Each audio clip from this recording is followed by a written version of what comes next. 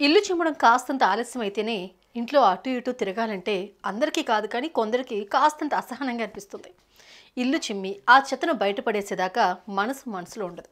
అలాంటిది కొన్నేళ్ల పాటు ఇల్లు చిమ్మకుండా చెత్త బయటపడేయకుండా ఆ ఇంట్లో నివసించడం సాధ్యమయ్యే పనేనా? అస్సలు సాధ్యం కాని పని.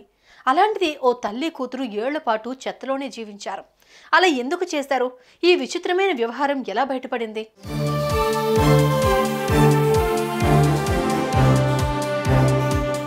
ఇదిగో ఇక్కడ మనం చూస్తున్న ఈ పెద్దావిడ పేరు రుక్మిణి. కోయంబత్తూరులోని ఓ అపార్ట్మెంట్లో ప్రభుత్వ టీచర్గా పనిచేసే తన భర్తతో కూతురు దివ్యజానకితో కలిసి జీవించేది. టీచర్ గారు రిటైర్ అయ్యారు. ఓ 2 ఏళ్ల కిందట ఆయన అనారోగ్యంతో చనిపోయారు. ఎందుకు అలా జరిగిందో తెలియరాలేదు కానీ ఆ ఉపాధ్యాయుడి అంత్యక్రియల్లో పాల్గొనేందుకు ఒక్కరు కూడా బంధువులు కానీ మిత్రులు కానీ ఆ ఇంటికి రాలేదు. చివరకు అపార్ట్మెంట్ వాసులు కూడా అలానే ప్రవర్తించారు. ఆ తల్లి బిడ్డలిద్దరూ మున్సిపాలిటీ వారి సాయంతో అంత్యక్రియలు జరపాల్సి వచ్చింది.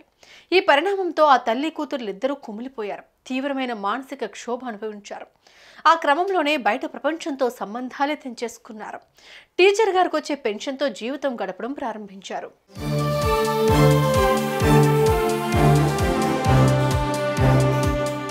బంధువులు ఎందుకు వారిని దూరం పెట్టారనేది పక్కన పెడితే ఆ ఇద్దరు అపార్ట్మెంట్లోని తమ ఇంట్లోంచే బయటకు రావడం మానేశారు.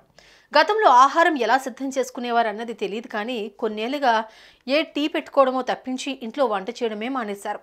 ఆన్లైన్ యాప్ల్లో పాలు, చక్కెర, కాఫీ పొడి తెప్పించుకునేవారు. స్విగ్గీ, జొమాటో ద్వారా ఉదయం టిఫిన్, మధ్యాహ్నం, రాత్రి భోజనాలు తెప్పించుకునేవారు. సరే, అది వారి అంతర్గత వ్యవహారం.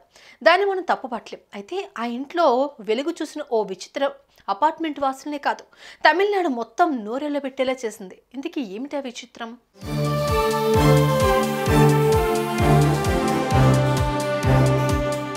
ఆమె భర్త చనిపోయి 2 ఏళ్ళైంది. ఆ తర్వాత కొన్ని నెలలకు ఆ తల్లి కూతురులిద్దరూ ఇంటి నుంచి బయటకు రావడం మానేశారు. ఈ 2 ఏళ్లలో ఆ తల్లి కూతుర్లు 1-2 సార్లు మాత్రమే కొద్ది క్షణాల పాటు ఆ అపార్ట్మెంట్ వాసులు కంటపడ్డారు. ఎందుకునో వారి వ్యవహారాన్ని ఇరుగు పొరుగు వారు పెద్దగా పట్టించుకుందే లేదు. అయితే గత కొన్ని నెలల నుంచి ఆ ఇంట్లోంచి దుర్వాసన మొదలైంది. అది కొద్దిగా పెరిగిపోయింది. ఓ డంపింగ్ యార్డ్లోంచి వస్తున్న దుర్వాసన అపార్ట్మెంట్లో నివసించే వారి ముక్కు పుట్టలను తాకడం సాగింది. చివరికి అది ఉధృత రూపం దాల్చింది. ఒక్క క్షణం కూడా దాన్ని భరించే పరిస్థితి లేదు అన్నట్టుగా పరిస్థితి తయారైంది. ఆ బ్యాడ్ స్మెల్ ఆ తల్లి కూతుళ్ళు ఉంటున్న ఇంట్లోంచి వస్తుందని వారికి సులభంగా అర్థమైంది.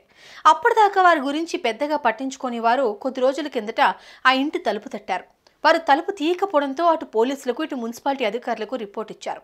సిబ్బంది గట్టిగా ప్రయత్నించడంతో ఆ ఇంటి తలుపులు తెరుచుకున్నాయి. లోపలకు అడుగుపెట్టిన సిబ్బందికి మైండ్ బ్లాంక్ అయిపోయింది.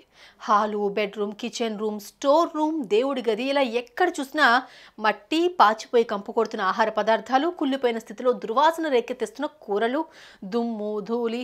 మనిషి అన్నవాడు అక్కడ ఒక్క పూట కాదు కదా, 1 గంట కూడా ఉండలేనంత దుర్భరమైన స్థితి. ఏమిటని అడిగితే ఆ తల్లి కూతుళ్ళు చిరునవ్వులే సమాధానాలయ్యాయి.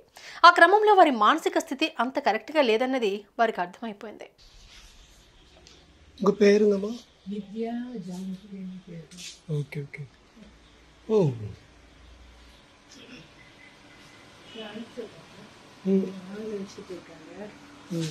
காஃபி கொடுத்துருவீங்களா? காஃபி குடிச்சேன். குடிப்பீங்கன்னா போறேன்னா ஹைஜீனிக் வேற யாரும் சாப்பிடறது இல்ல. அதனால இங்க யாருக்கும். நீங்க மேரிடா? இல்ல இல்ல. இதெல்லாம் என்னது? இதுல என்னென்ன வச்சிருக்கீங்க? எது?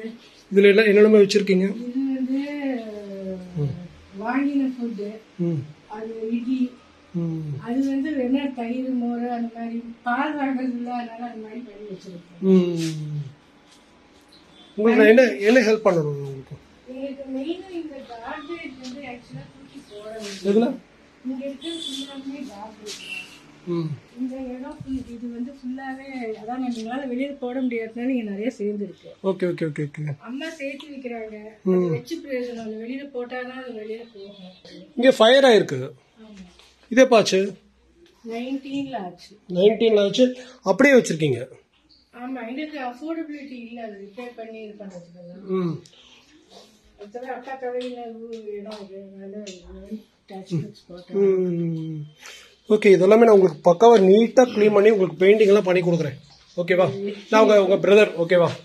கைண்ட் ஆஃப் வியூ எல்லாம் அஃபோர்டிங்.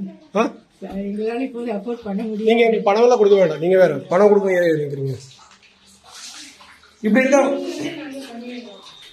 அங்கே ஜாலியாக பண்ணி வச்சிருக்கா. எது சரி உடனே வருது. ஒன்றும் பிரச்சனை இல்லை, நான் பார்த்துக்கிறேன். இங்கே ஒரு சமையல் ரூம் இருக்கு. இதுதான் மீன் சமையல்லாம் முதல்ல வச்சுட்டு இருந்தோம். ம். அப்புறமா வந்து இங்க ஏதோ காரணம்னு விஷயத்து அப்புறம் அப்பா என்ன பிரச்சனை உங்களுக்கு? என்ன பிரச்சனைன்னா என்னால வெளியில எடுத்துன்னு போய் போட முடியல, பேக்ல தான் பிரச்சனை. இப்போ எல்லாமே எடுத்து போட்டுறேன். எனக்கு அப்படி அது கூட அப்ப திருப்பி பேக்கேஜஸ் வரும். அதில் டெய்லி வந்து உங்களுக்கு வந்து எடுத்து போயிட்டு. டெய்லி கூட வேண்டாம், வீக்லி ட்வைஸ் ஹாய்மா, ஹவ் ஆர் யூ? நல்லா இருக்கீங்களா? அவங்க மாமா நீங்க எப்படி பர்மிஷன் எல்லாம் நீங்க மட்டும் ஐயோ you gave them. Yeah And I strictly object to this. நீங்க எங்களோட ఆ వెంటనే మరికొంతమంది మున్సిపల్ సిబ్బంది ఓ ట్రాక్టర్ వేసుకుని ఆ ఇంటికి చేరుకున్నారు. ఆ ఆడాలిద్దరిని ఇంటి బయట కూర్చోబెట్టి ఆ ఇంట్లో ఉండే చెత్తా చెదరాన్నంతా ఇంటి బయటకు తరలించారు. ఆ మొత్తం డస్ట్ అంతా ఓ 4 టన్నుల దాకా ఉండవచ్చని అధికారులు అంచనా వేశారు. ఆ తర్వాత ఆ తల్లి కూతుల మీద పబ్లిక్ న్యూసెన్స్ కేసు నమోదు చేశారు. వారిని ఆసుపత్రికి తరలించారు. ఆ ఇంటిని 2 రోజుల పాటు కస్టడీ తీసుకుని శుభ్రం చేశారు. వారికి సైకలాజికల్ కౌన్సిలింగ్ జరిపిన తర్వాత మానసిక పరిస్థితి సాధారణంగా ఉందని నిర్ణయించిన తర్వాత తిరిగి ఇంటికి పంపిస్తామంటూ అధికారులు మీడియాకు వివరించారు. అంత దరిద్రపు వాతావరణం మధ్య వారు నివసించగలడం అన్నది సైకలాజికల్ గా వారిద్దరి పరిస్థితి బాగా లేకపోవడమేనంటూ వైద్యులు అభిప్రాయపడ్డారు. సుమన్ టీవీలో మీ పర్సనల్ అండ్ బిజినెస్ ప్రమోషన్స్ కోసం కింది నెంబర్కి కాంటాక్ట్ చేయండి.